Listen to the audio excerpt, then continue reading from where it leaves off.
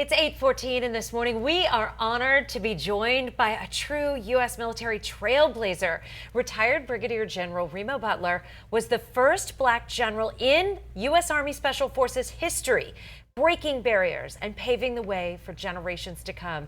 And now his leadership and lifelong service are being recognized once again. You've just been named to the 2025 Mighty 25. This is a national honor that celebrates influential veterans and advocates making a difference in the military community. Thank you so much. Well, thank you for having me this morning. Yeah, we're honored to. We really appreciate it. And you are local now. I am local.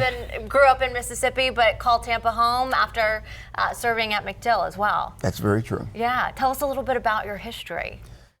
As you said, I was born in Mississippi. I didn't see my first flush toilet until I was 5 years old. Wow. Oh my gosh. Yeah. I lived on a farm. Food was plentiful because they killed pigs, cows, everything. We had plenty of food. But I was a young child, and we didn't have the realization. And I was speaking to one of my cousins about it. And he said to me, he said, you know, cuz, he said, we were poor. He said, we didn't realize it, but we were poor.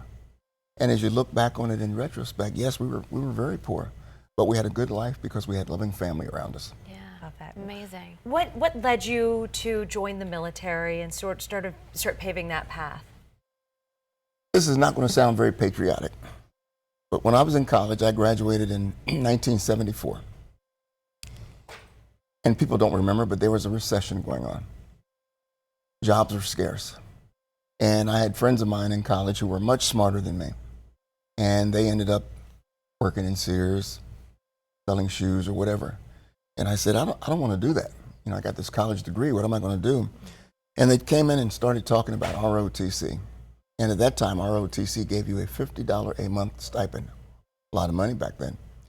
And I said, you know, I'm going to explore this. I think this might be a good deal. So I got in it, had some great instructors, and I enjoyed it. And I said, I could do this for a while. So when it was time to get commissioned, I said, you know, I'm going to go in and I'll stay for about 2 or 3 years, be able to put it on my resume and move forward, and then I'll get out. Well, 29 and a half years later, I got out. Yeah. And you paved the way for so many other people coming up the ranks. What does that mean to you to see the next generations? It means a lot to me. One of the highlights of my career was when I wrote a paper called Why Black Officers Fail. And it was widely read. And today, in fact, a few weeks ago, they had a fraternity had their big reunion here, and they called me and they said, listen, we want to meet you. So I drove down to Tampa, and we sat and had lunch and discussed it. And I felt really good having so many young men come and say, you know, your paper saved my career. Wow. Your paper made me what I am. Because what I tried to do was give a roadmap. I mean, let's be honest, I'm black. You can't miss it. Some people like it, some people don't, whatever, it doesn't matter. Still had to do my job, but I learned how to drive through the system. And my job was to teach other people. As my wife used to say, my wife runs a lot, she runs marathons, and she said, you can never win a marathon if you don't know the route.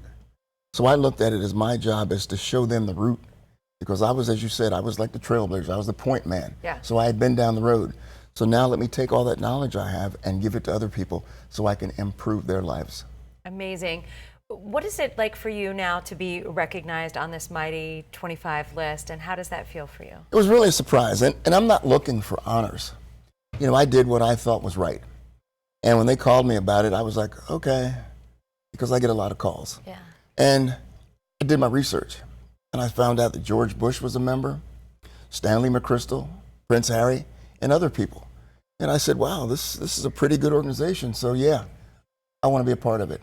Yeah. So they called me and sent me all the paperwork and everything, and I filled it out, went up to a great ceremony, and it was wonderful being up there in Atlanta because there were so many people there from all walks of life. There were military folks, there were civilians, there were family members. Everybody was there, and it was all encompassing, and it was just a great ceremony. I enjoyed it very much. Yeah. And next year, it's going to be in Tampa. Nice. That's an amazing story that you have. We could talk to you all afternoon for sure. Yes, I I a would just- thousand questions. Yeah, so many. And we we Up only have a against the few time. minutes. Yeah. Yeah. I want to ask you though, before you go, the legacy portion of this. What do you hope that yours is? My legacy, I hope, and I feel I'm on the way to this, is being remembered for helping raise people up. Irregardless of race, nationality, or whatever, my job was to raise people up, and I do that. Well, we thank you for that. We thank you for your service, and thank you for coming in this morning. We appreciate you. Thank you for having me. We want to send things over